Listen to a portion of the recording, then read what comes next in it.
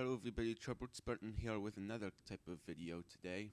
So with the release of the new book, Thunder and Shadows, I decided to finally post this theory on my channel.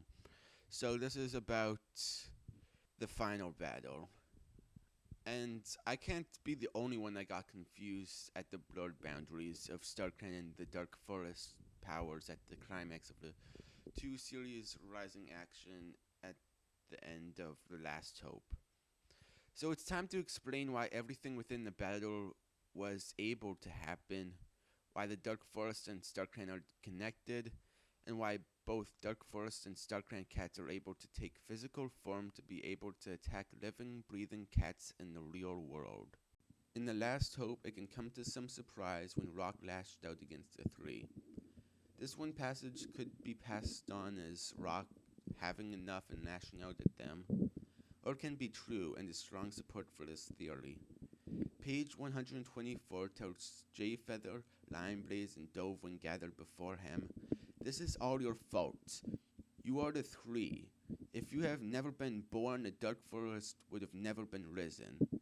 And Rock goes on to say, "You fulfilled a prophecy written at the beginning of time and gave powers to enemies who should long have been faded from memories of all cats. Now, because of your existence, the clan faces their darkest moments." Rock is outright blaming the Dark Forest rising on the three's existence.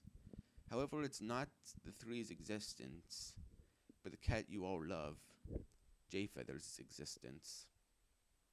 Yes, I'm saying Jayfeather is the reason the Dark Forest was able to rise up as they were able to within The Last Hope. Jayfeather's stream power is what allows the semi-spiritual cats to take physical form within the real world. When I called them semi-spiritual, there's a reason for that. In order to understand how the Dark Forest and StarClan were able to do what they did, we need to rethink who they are. So here's what seems like a crazy proposition, but is supported and explains a lot of things. Each area, with the world being one, and StarClan and Dark Forest and all of the other things we consider spiritual places, are, for lack of a better term, a realm. The books take place in the lowest realm of the system, and the superior realms have influences upon those below it. So StarClan and Dark Forest, Tribe of Endless Hunting, etc., is in the second realm and has influence upon the first one, the world. Now let's go up to the second realm and get perspective layer.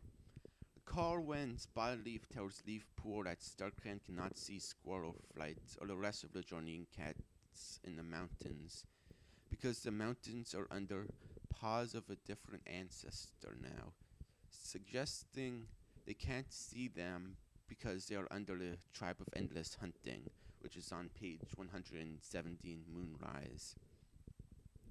If they were in their own individual realm, there wouldn't be any interference between the two unless they share the physical space, which is their realm. The second realm also shares geology similar to the realm below it. If you look closely, there are hints of this scattered throughout the dialogue.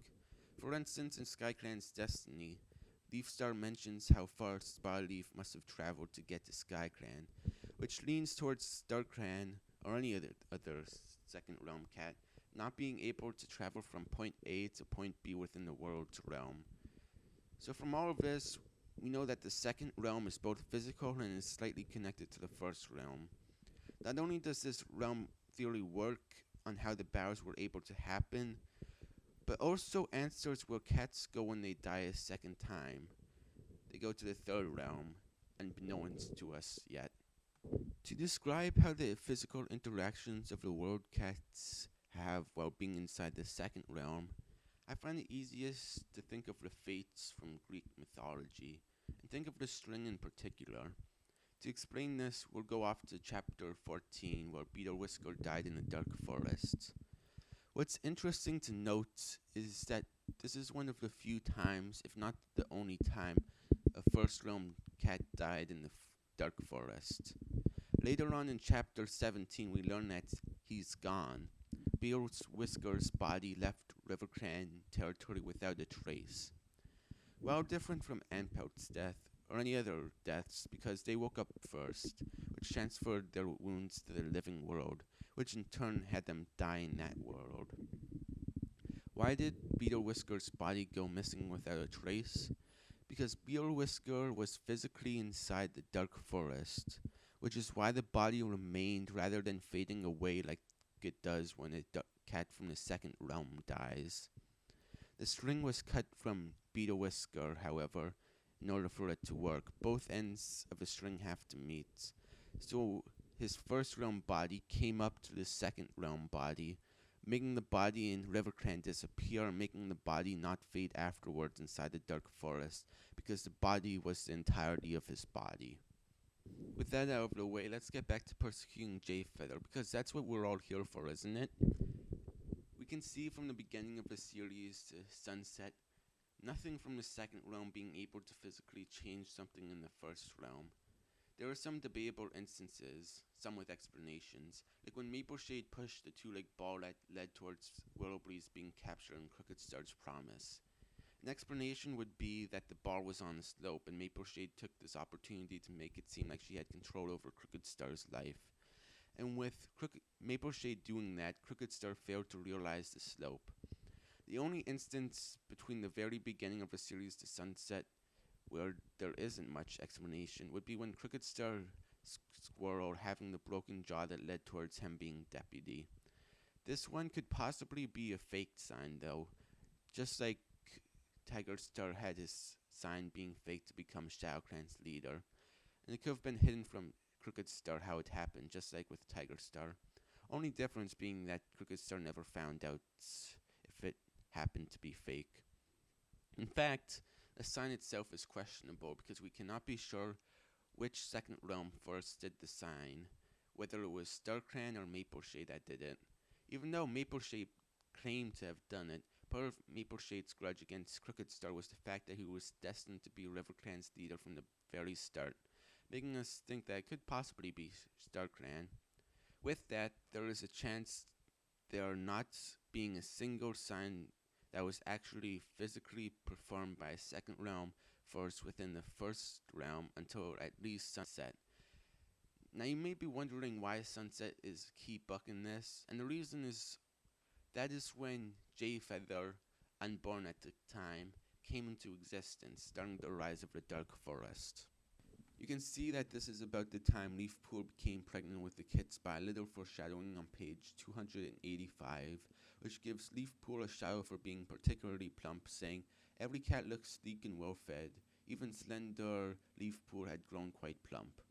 What else starts to happen at this point in the series? While Brambleclaw trains in the dark forest, the wounds start to carry over to the real world, closing the gap between the second realm and the first realm. At the exact same time, Jayfeather, Lionblaze, and Hollyleaf came into existence.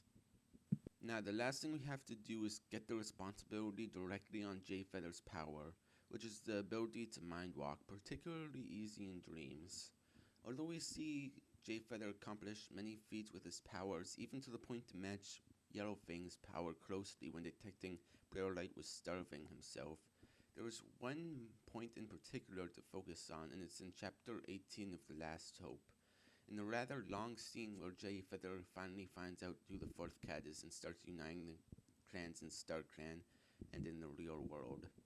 During this, focus on the scene transitions of which he entered and exits Firestar's dream rather than the actual scenes. We see that Jayfeather runs away from the group of StarClan cats and medicine cats before seeking out and entering Firestar's dream. Firestar's dream takes place upon a singular flat, wide, smooth sandstone rock in which Jayfeather and Firestar jump off to enter back into StarClan territory. In this scene, Jayfeather entered Firestar's dream and summoned Firestar's dream to the second realm, to the edge of StarClan territory.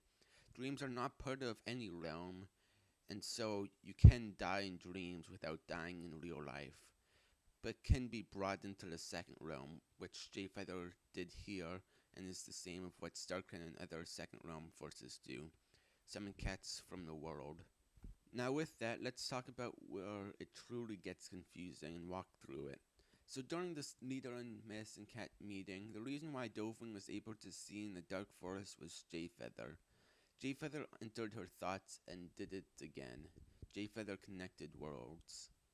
To explain how Jayfeather is responsible for the actual invasion of Dark Forest, we need to read between the lines a little. Here's a proposition. Each time Jayfeather uses his power, the second realm becomes a little bit more attached to the first realm. Just think of how the Dark Forest started out only being able to host a small amount of first realm cats at a time, and at the end holding a large sum of cats that can easily go between the first and second realms. Each time Jayfeather went ahead and used his power to look at the other medicine cat stream during the half moon gatherings, Yellowfang got annoyed, and maybe for more than just one reason. The thing is, the Dark Forest was never quite sure when they were going to attack for certain until the time was imminent, always replying that they would attack soon. Maybe they didn't just want to be ominous, but honestly didn't know when they would be able to attack because the Dark Forest wasn't connected to the real world enough to do so. Then, the second Jayfeather feels like they are prepared for the Dark Forest as they'll ever be, with preparations in full swing, bam! They are able to attack. The rift opens, and the same thing that happened to Beetle Whisker happened to all of the cats. Their bodies in the forest went to their bodies in the second realm, combining into one and vanishing those bodies from the world as the Dark Forest descended upon it. So in this, we redefine Starkran, Dark Forest, and all of the other places we consider as spiritual sanctuaries. We theoretically know where cats that died a second time go now. We know how the Dark Forest and Starkran were able to harm living cats and how living cats can harm them. And we know the reason why the two dimensions were able to clash was because of Jayfeather connecting the two with his power.